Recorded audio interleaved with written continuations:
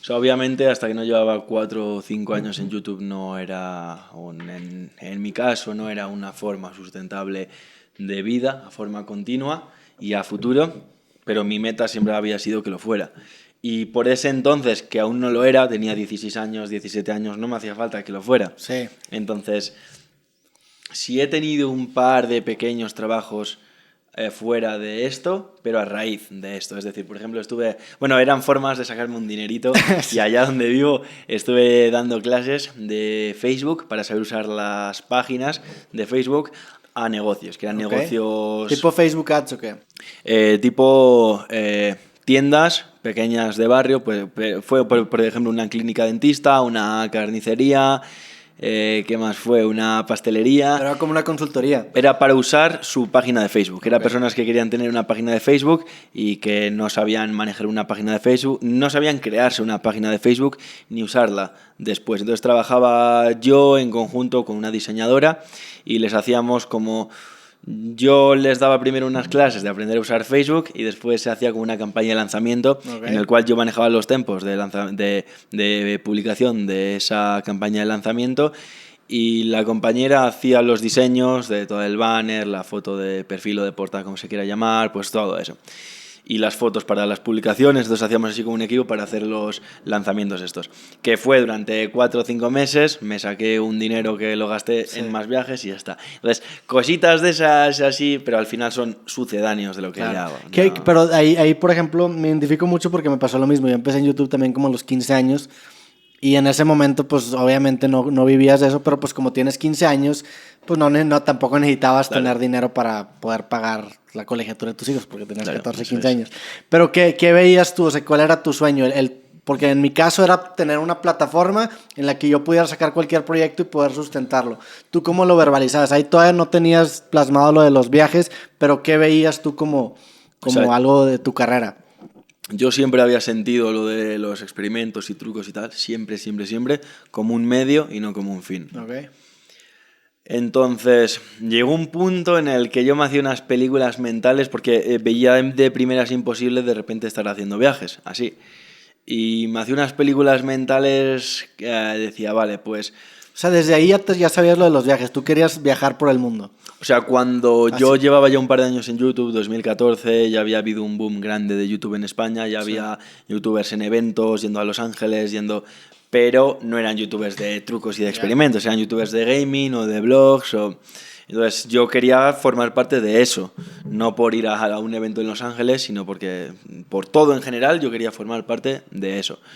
Bueno, no de ese grupo de gente en sí, no es que tenga relación con los más famosos estos de gaming y tal, pero los trucos no me... Entonces, como pensaba que no podría llegar a hacer viajes, decía, vale, pues entonces cambio mi meta e indirectamente quiero llegar a ser de los número 1 en trucos para que aun haciendo trucos... O sea, llegar a que aunque esté haciendo trucos pueda tener visitas, haga lo que haga. Porque por ese entonces así que hay canales de trucos donde es tan importante la persona que realiza el truco, que le llevan también a eventos y a viajes y tal, porque aunque los suyos sean los trucos o experimentos o tal, él como persona se convierte en un personaje público tan potente como puede ser un gamer. Yo en mi caso no era así, entonces mi meta era conseguir eso para poder viajar aunque fuera de esta forma indirecta. Y... o sea, no fue suerte porque lo estuve buscando, estuve intentando dar ese... Había grabado algunos viajes, pues me iba con algunos amigos a Ámsterdam o estaba en Miami, con lo que había ahorrado con estos trucos o tal. Intentaba grabar y no sabía nada. Y ocurrió que se puso muy de moda las comidas militares en YouTube en general, pero probarlas en casa. Pedías el pack ese y a mí se me ocurrió, pues como decía antes, están diseñadas para vivir un día con eso. Y dije, joder, pues voy a ir a la montaña y voy a vivir un día con eso. Y probé con el de... Ese fue España. El primer video más o menos de ya tendiendo a este formato, Claro, ¿no? fue un paso intermedio, porque era una aventura fuera de casa, parte blogueada, obviamente mi experiencia, mi vivencia era mucho más importante que en un truco que yo que no pinto nada. Entonces, ese fue el primer paso. Y empezaron a funcionar muchísimo. Empecé a hacer con la de Reino Unido, Ucrania, Rusia, Estados Unidos, Polonia, Francia, Inglaterra, hice con un montón. Y ese fue el paso intermedio. De repente metí los viajes y no funcionaban mucho, pero conseguía sacar algunas temáticas más concretas que pegaban un boom. Y con eso, pues, fue un camino lento porque fue todo 2018, todo un año, en que los primeros resultados los obtuve a finales de ese mismo año. Tuve un boom con un vídeo de caníbales en la India al principio de ese año y a partir de ahí prácticamente no hubo ni un solo vídeo que tuviera un mínimo de visitas. Hasta que me hice un tatuaje aquí en Filipinas con una tatuadora que es muy famosa en internet, que es una anciana, que es una famosa en internet, que es una anciana. Ya fue un boom, estuve en Palestina, el barrio de los judíos que había dicho, fue encadenando vídeos y de repente iban potente, y por fin entré ya ahí, digamos, en el panorama del tema de los viajes. O sea, empezaste con estos videos, no tuvieron tanto pegue, luego tuviste este video viral que hizo que permearan como que demás visitas a todos los demás videos y empezaste a construir una audiencia. Así fue, y fue lento, o sea, realmente fue lento y además es muy frustrante porque tú consideras que los vídeos que estás haciendo de viaje son diferentes, son buenos, no se ven, la gente que lo ve te relaciona con ser la copia de otro, entonces es como diciendo, joder, estoy intentando hacer algo diferente, considero que es bueno, estoy tratando temáticas que aunque no son las de ahora, no son las del resto, pero la gente no está preparada en general a lo nuevo. Es que también más que eso la neta, los comentarios son una proyección de las personas de sus propias inseguridades.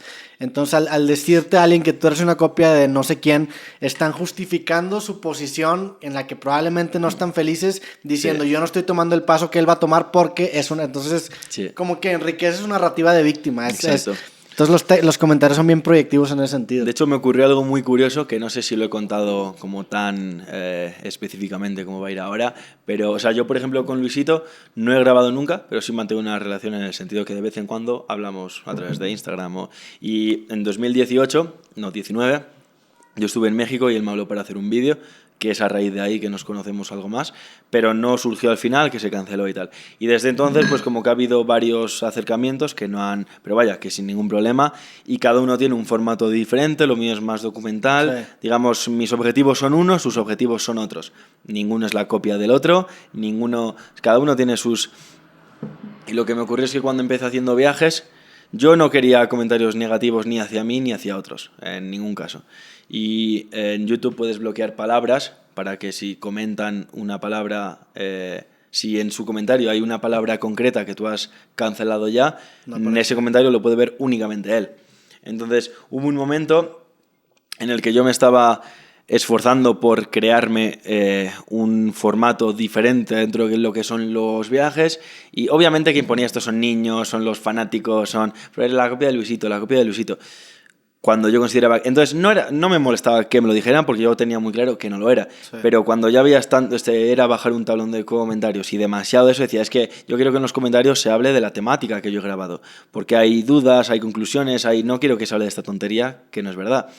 Y cancelé para que los comentarios que pusiera o Luisito tal, que no estuvieran. En cuestión de meses, esta misma gente que ponía eso era la que le insultaba a él y de nuevo tuve que cancelar la palabra, ya no por mí, sino porque no quería que lo insultaran a él. Sí. El tipo, ese cabrón hace una mierda, esto es un comentario, esto es un contenido de verdad, porque no sé cuántos, es hijo de...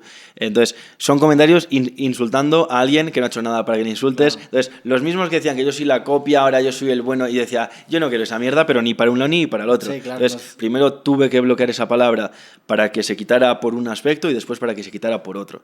Y porque realmente, o sea, no hay ningún problema entre él y yo en absoluto. Y pues lo que digo, es gente como intentando hacerles esa rivalidad. Es gente proyectándose y también me pasa mucho, pues digo, con el podcast obviamente está la referencia de Joe Rogan, que es pues un grande en podcast en Estados Unidos. Y tanto me usan a mí como una referencia que es la copia de alguien o te usan a ti para atacar y pues son proyecciones de alguien más que no son bienvenidas. Yo no sabía lo de bloquear palabras, o sea, nunca lo he intentado, pero algún día chance lo hago, porque pues también si viene porque mucha gente está como en contra de este bloqueo de comentarios, pero pues si llega alguien y se caga en la entrada de la puerta de tu casa, pues lo vas a limpiar y le vas a decir no vuelvas. O sea, si tu comentario con más likes en tu video es una mentada de madre hacia ti o hacia alguien más, pues estás en todo Sí, tu derecho. yo no tengo ningún de problema en que quitarlo. me comenten cosas que sean positivas o negativas, siempre y cuando haya un poco de construcción en Sí. eso. Y hay veces que algunas veces puedo llegar a borrar cuando alguien se pone demasiado estúpido, en el sentido de que está viniendo en actitudes que no considero que sean las que tú tienes que llegar al trabajo de una persona. Me tomo esta de contestar y aún así siguen unas actitudes súper desafiantes, súper que tu trabajo... Y llega un punto en el que la gente no se va a parar a leer en concreto ese comentario ya, pero sí que va a haber ciertas personas que, o por ejemplo, pongamos la situación de que yo estoy grabando con una etnia, yo qué sé, llega una persona y se inventa algo, y veo que ese comentario lo está viendo gente. Se inventa algo en el sentido que está diciendo que para ir a esa etnia hay que pagar 100 euros y él no ha pagado nada, y yo es una pura mentira, igual él ni siquiera lo ha hecho con una mala intención simplemente es como una broma, ¿no? Un troleo. O sea, a mí me han inventado que tengo un hijo y que como que el comentario empieza a agarrar tracción y... Claro, o sea, no tengo ningún problema en que sea una broma, pero es que hay gente que se acaba creyendo que yo soy un mentiroso y digo, a ver, yo no quiero esto, me da igual que me vaciléis. Que, por ejemplo, en ese vídeo los Mursi me pintan en mierda de la vaca y fue porque hacía calor, la camiseta me la quito, me pintan en mierda de la vaca y están todos con la broma, mucha gente con esa broma de que me han vacilado, porque ellos me dijeron como, no, que esto es bueno para el sol, para proteger del sol. Y como es una broma que me han vacilado por... Ellos también se pintaban, yo sé que no es así, pero me da igual, es una broma que me están vacilando, no va más allá, es una tontería. Ajá. Pero ya si están mintiendo en cosas, que mi imagen, cuando yo precisamente me esfuerzo por hacer las cosas bien y que entonces mi imagen sea proporcional a los actos que yo hago, una tontería de esas que veo que está tomando una repercusión cuando es mentira, digo, mira, me lavo las manos borrando esto que es una mentira y que se está tergiversando todo. Entonces, hay ciertos casos concretos en los que digo, mira, aquí acabo antes quitando esta mierda. Sí. Pero normalmente yo dejo que la gente comente. Es que también es ese tipo de madreadas o vaciladas es lo que hacen que crezca un proyecto. Por ejemplo, en este podcast, últimamente como que me han agarrado la modita y han hecho muchos memes míos. Que lo veo y me dan risa y digo, hasta la fecha pues ninguno me ha dolido. Y esa madreada como que hace que el proyecto se acabe propagando. También de repente vienen invitados y les hacen memes a los invitados. Y está chingón, pero también hay una línea en donde... como tú dices, cuando ya se empieza a generar una mentira que acaba afectando una reputación y cuando activamente estás trabajando para no generar esa reputación, pues sí lo borras y estás en todo tu derecho, ¿no? Después hay veces que no hay forma de luchar contra eso por ejemplo, yo estuve en Chernóbil y ahí, sobre todo en el segundo vídeo, entro en la central y el reactor que explotó creo que es el 4, pues yo estoy en el 3, al lado. Obviamente el 4 está encapsulado entero, es decir, no es que haya riesgo, puedes estar ahí durante 7-8 horas, no así que no te pasa nada, no estoy haciendo ninguna locura, pero eso. Y todos los comentarios son tipo, me despierto al día siguiente con 3 brazos, ahora meo por el culo, ahora no sé qué, o sea, todo. Pero claro, o sea, si hay 5.000 comentarios o 7.000 o no sé cuántos hay, te digo que igual 1.000, 2.000 son en base a esas bromas. Y yo he ido para filmar al respecto de un hecho histórico, una catástrofe, y con todo el respeto y todo, y luego esto el tablón de comentarios, pero es imposible de luchar contra eso ya, porque son tantos centenares o miles de comentarios. El formato del comentario de internet fomenta ese tipo de mareas. ¿Cómo fue la relación, ya en un tema más personal, cuando te empiezas a dedicar a eso y empiezas a viajar por el mundo con tu familia, con tus seres cercanos, tus amigos? ¿Cómo fue ese trato, güey? O sea, yo siempre he sido alguien que lo que se me mete entre ceja y ceja... O sea, sobre todo si es algo que es como una meta, como un reto, es que probablemente cuanto más me digas que no lo voy a hacer, más ganas me entran, ¿no? Entonces, en este caso, en 2012, como digo, nadie vivía de YouTube, yo empecé por a ver si hacía un dinero y en este caso con mi padre siempre lo hablo, que lógicamente él, si me dijo esto, fue pensando en lo mejor para mí, pero en ese mundo en el que nadie vivía de YouTube, era algo que no existía, a su forma de ver, sí había algunos que estaban ganando algún dinero y de aquellas AdSense no pagaba hasta que no tenía 70 euros. Entonces había como un mínimo. Entonces, que era $100. Claro, $100 aquí sería. Entonces... siempre me decía que esa gente que estaba ganando dinero, ganaba el dinero en base a todos los que como yo se quedaban sin el mínimo. Entonces como que con todos esos mínimos de la gente que lo intentaba y no lo conseguía, es que los otros ganaban y yo que no, y gané 100 euros o así al de unos meses. Se me acumuló poco a poco y lo recibí. Y el tema es que con 18 años yo no acabé el bachillerato, hice la secundaria y en bachillerato hice primero, repetí, ya hice primero, o sea, hice bachiller, pero fuera de esa, o sea, a mí, yo ya no, pero sobre todo porque bachiller es la preparación para la Sí. universidad.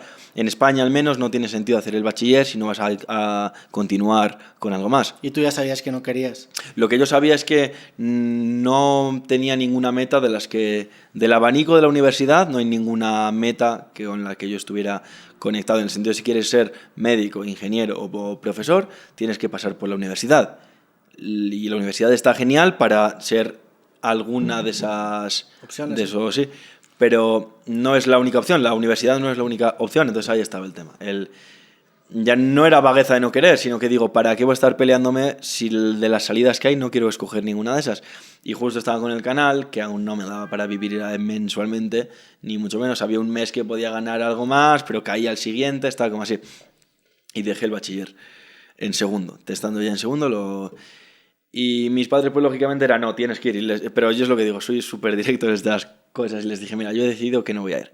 Entonces, si estás más contenta con que salga de casa a las 8:30 de la mañana todos los días y no pise las clases porque te estoy diciendo que no voy a ir, o si no que aceptes que te estoy diciendo que no voy a ir más, tenía 18 años creo, sí, o 17, 18, o que aceptes que no voy a ir más porque es que no estoy viendo ninguna salida ahí, no es lo que me gusta y que me voy a quedar en casa.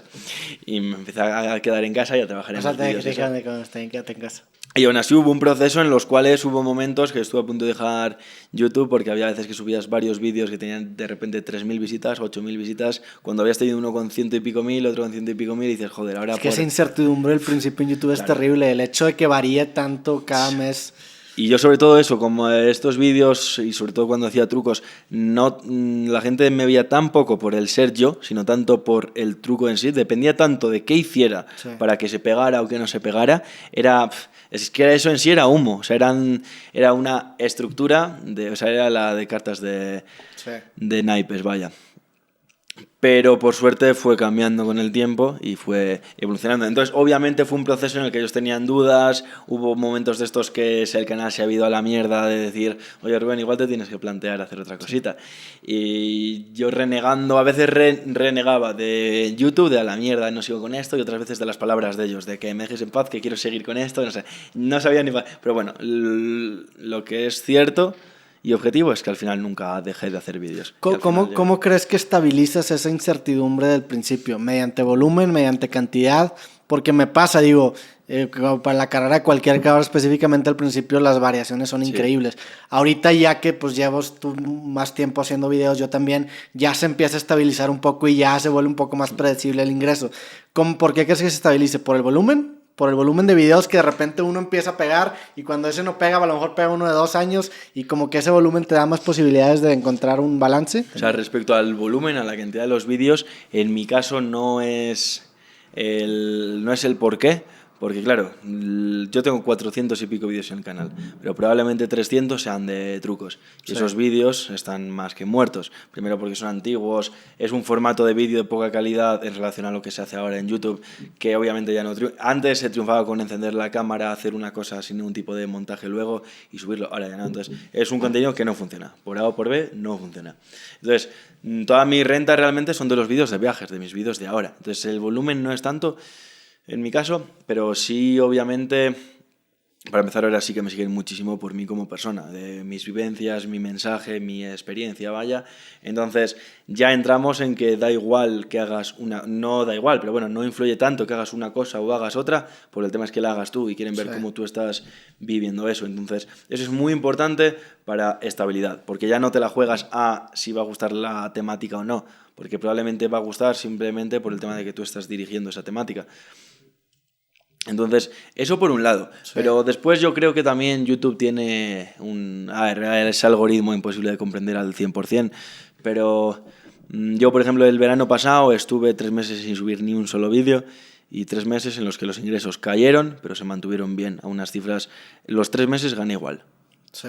Y no había subido vídeos. De visitas andaba más o menos. Obviamente venía de una buena racha. Pero ese respaldito a lo mejor no te lo da el volumen de los videos que hacías antes de experimentos o trucos, pero sin embargo los 100 videos que tienes de viaje te da como esa estabilidad de poder, porque si estás empezando, imagínate que te acabas de salir de bachiller o de prepa o de carrera y no tienes ningún video hecho, tienes que estar presionándote. Sí. Pero claro que obviamente el hecho de que construyas, y yo siempre lo he dicho, yo prefiero crecer lento y seguro que rápido lo pendejo, sí. Porque crecer lento y seguro te da una audiencia que te acaba siguiendo a ti independientemente de lo que publiques porque confía en ti. Sí, a ver, mi crecimiento, dicho claramente, o sea, fue una jodida en el sentido de que la parte de trucos, todo esto que he estado contando ya, la parte de después lo que he contado ya, esos viajes que no acaban de cuajar, o sea, a veces que decía, o sea, ya cuando van muchas veces que no está funcionando, o sea, aunque tú estés seguro de principio de que está bien lo que estás haciendo, te estás esforzando y crees que el mensaje, las formas, el formato es bueno, cuando fallas varias veces, te acabas cuestionando de decir, igual estoy haciendo una mierda y no me estoy dando cuenta, no sé qué está pasando aquí. Es igual, terrible eso. Claro, entonces, cuando por fin empieza a funcionar eso por lo que tú has apostado durante meses o durante años, no has descubierto nada nuevo, pero has confirmado que tenías razón, o sea, que estaba bien por lo que tú apostabas. Entonces, pero vaya, ese proceso de crecimiento...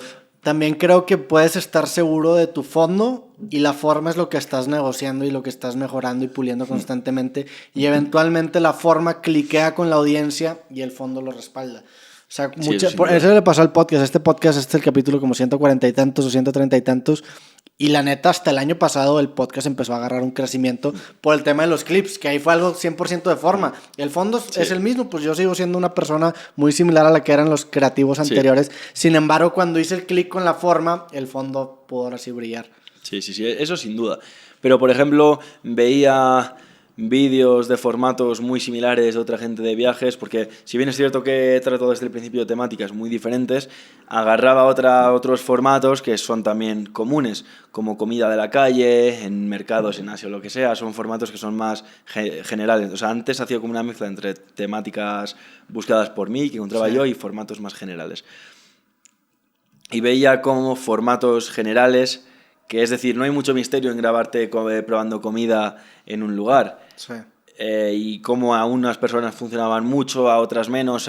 Y luego pasaba al revés. A mí me funcionaban muchísimo y a otras personas no. Entonces yo entendía la frustración que tenía que tener esa persona. O sea, lo entendía perfectamente. Pero por eso digo, como que con formatos similares... Es que es lo que decía antes. La gente considero que está muy poco preparada para el cambio. En el sentido de que cuando alguien propone algo nuevo, a mi forma de ver y por experiencia, la primera respuesta es no. Sí. Después, con el paso de los meses y la insistencia, igual lo ven una vez más y dicen, hostia, pues no estaba tan mal, en verdad, no estaba tan mal, pero como que de primeras, la forma más rápida de crecer, bueno, depende, ¿no? Pero sí. El hacer muy parecido, es decir, mucha gente hace lo de agarrar el formato que lo está petando en Estados Unidos y agarrarlo para ti, en México o en España, sí. O sea, no por el podcast, sino, por ejemplo, con el tema de los trucos que yo hacía. Yo no lo hice nunca porque ni siquiera sabía, pero tenía colegas que hacían trucos y tal también y life hacks y esas cosas y tal que veían todos los vídeos que estaban en tendencias en Estados Unidos, cogían los trucos y los traían. Entonces, claro que... Pero bueno, no sé, al final es encontrar el camino, cada uno... Creo que también es balancear como esos formatos que sabes tú que van a ser comerciales con algo que realmente te enorgullezca. O sea, claro. Probablemente tu video favorito, a lo mejor no va, pero a lo mejor tu video favorito no es el que más visitas tenga. Sin embargo, para poder sustentar esos videos un poco más artísticos, un poco más personales, tienes que tener como que estos bracitos comerciales que traiga gente. Pasé por ese proceso, pero por suerte, donde me encuentro ahora es que precisamente los vídeos que más me gustan son los que acaban teniendo más visitas. Sí. No tengo que entrar en nada comercial o nada general.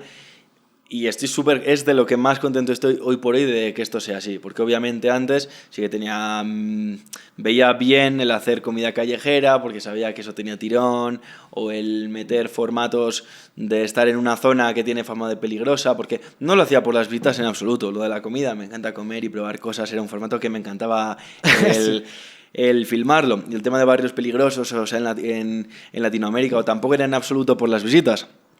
Porque lo que más me encantaba era ir a un lugar tildado como de mala muerte y encontrarte gente trabajadora que me den la bienvenida, poder ver la gente trabajadora y constante de barrio que está ahí y lo que no se suele ver, ¿no? Porque siempre se habla de lo malo, sí, y no de eso. Entonces, siempre había porqués. Nunca he hecho algo simplemente por las views y ya.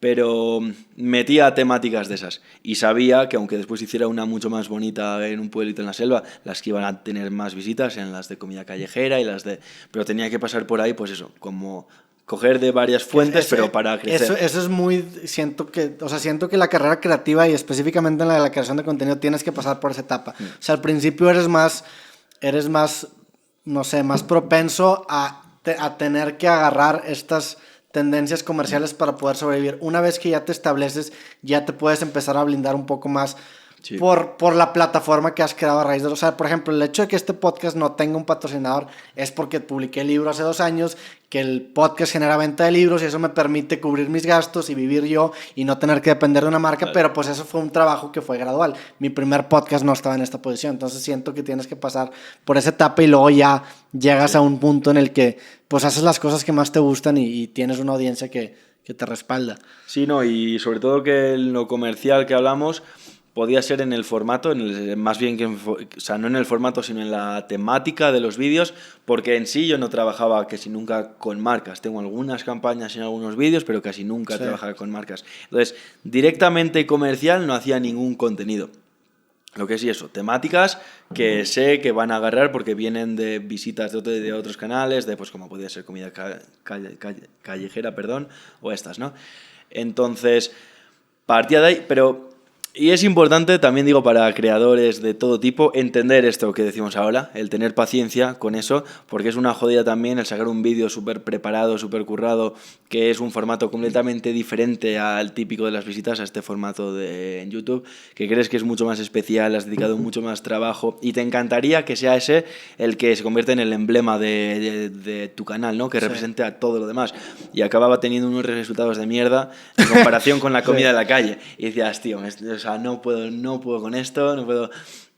Pero al final es un camino. No, pero precisamente, por ejemplo, a mí me pasaba mucho cuando empecé a hacer los videos, que yo hacía mucho conferencias, porque las conferencias pagaban mis cuentas. O sea, yo los videos no sacaba mucho, sin embargo, iba a una conferencia, cobraba... Y la conferencia no es como que no me gustaba darla, o no es como que no me gusta hablar de mí, sino que... no es lo que más me gusta hacer. O sea, sí me gusta, pero no es lo que más me gusta hacer. Sin embargo, tienes que dar esos pequeños compromisos y agarrar como que esta idea de no hacer arte para hacer dinero, sino hacer dinero para hacer arte. O sea, el dinero que generaba en las conferencias me permitía después orientarme y empezar a trabajar en lo que me gustaba hacer. Sí, o sea, eso es importante. O sea, yo, por ejemplo, también es que cada uno encontrar su camino, en el sentido de que, por ejemplo, yo tampoco... Mis amigos se ríen de que nunca... O sea, en este mundo... O sea, está muy de moda el decir que uno es fotógrafo, por ejemplo, porque tiene una cámara y en verdad lo más difícil... O porque sabe usar los parámetros de la... Pero el ojo es lo más difícil de desarrollar y lo que en verdad convierte a una persona en fotógrafo o en filmmaker. Y mis amigos se ríen siempre también porque yo nunca digo que soy fotógrafo y ven a otras personas con un trabajo que realmente parece que... O que probablemente sea así, que se ha comprado la cámara hace 2 semanas, que es que le queda un trabajo por delante. Yo les digo, bueno, es que la finalidad de esas personas es crear el arte con la fotografía, o sea esas o de cualquier otro. Un fotógrafo que está viajando utiliza el medio de viajar para su finalidad, que es crear el arte de la fotografía. Claro. Y yo, como comenzó todo, mi medio eran los viajes para mi finalidad, que es este estilo de vida que yo quiero llevar. Entonces, después le cogí el gusto al vídeo y a la fotografía, y ahora mismo me encanta y de verdad pretendo hacer el arte más completo que yo pueda hacer, ¿no? Pero como empezó, no era más que un medio para poder mantenerme en ese estilo de vida que era una meta. Pero lo que sí que es importante, como decías eso, que no se trata de que la conferencia no te guste, sino que de lo otro te gusta más. Sí. Yo nunca he hecho nada que no me guste. O sea, nunca en este aspecto, en tema de temáticas, de vídeos, nunca he hecho nada que no me guste. Ahora, si hubiera elegido... En vez de hacer eso, había cosas que me gustaban más aún y que no hice porque sabía que esto iba a llegar a mejor puerto. Pero tampoco es que te vendas de, vale, voy a hacer esto. No, o sea, siempre mantienes dentro de unos gustos, de un porqué, ¿no? Pero sí. Sí, tienes un espectro de cosas que harías, pero pues obviamente a veces comprometes y es algo que sí te gusta, pero no te gusta tanto como te gustaría hacer lo que realmente haría si el tema económico no estuviera presente. Y también eso que dices del medio creo que es clave. O sea, para mí este podcast fue un accidente en el sentido de que yo también veo las redes sociales como un medio para transmitir o para llegar a un fin mayor, que en mi caso el fin pues es un proceso de mejora continua personal en el que yo me expongo a nuevas formas de ver la vida y me enriquezco yo como persona y pues a su vez eso traduce en libros y en lo que quieras, claro. Pero el podcast se vuelve un medio. Si el día de mañana censuran todos los podcasts de México, yo no tendría problema en cambiarme a hologramas o en cambiarme a otro formato, porque lo importante no es el medio, es la finalidad que trasciende el medio en el que te estás desenvolviendo, ¿no? Sí, o sea, en mi caso el punto final o el punto en el que me encuentro ahora, que obviamente no es el final, fue parecido porque yo acabé cogiendo mucho gusto al tema de hacer los vídeos. Sí. Ahora mismo casi no sabría viajar sin... O sea, echaría muchísimo de menos una cámara porque... tengo mucho cariño por mis vídeos porque es como crear una película de lo que tú vives, pero además es el mejor recuerdo que puedes tener porque dentro de 3 años te miras ese vídeo y recuerdas la gente con la que estuviste, lo que viviste, entonces me encanta. Entonces, no, y la belleza, la limitación del formato te encariñas con, o sea, te encariñas con esos... O sea, y que al final, joder, ¿cómo no tener cariño a algo que me ha acompañado o a lo que he acompañado yo durante años? Pero sí digo que el origen fue eso, o sea, que de donde partí era que yo no había tocado una cámara en mi vida. Cuando empecé con los trucos ni me había planteado YouTube, ni una cámara, y también fue simplemente un medio. Y los viajes grabados también fue... por ese gusto ya tenía más gusto por el vídeo, ya había cogido más gusto al vídeo, por ese entonces de empezar con los viajes. Pero aún así, seguía siendo un medio para mi finalidad. Entonces, pues sí.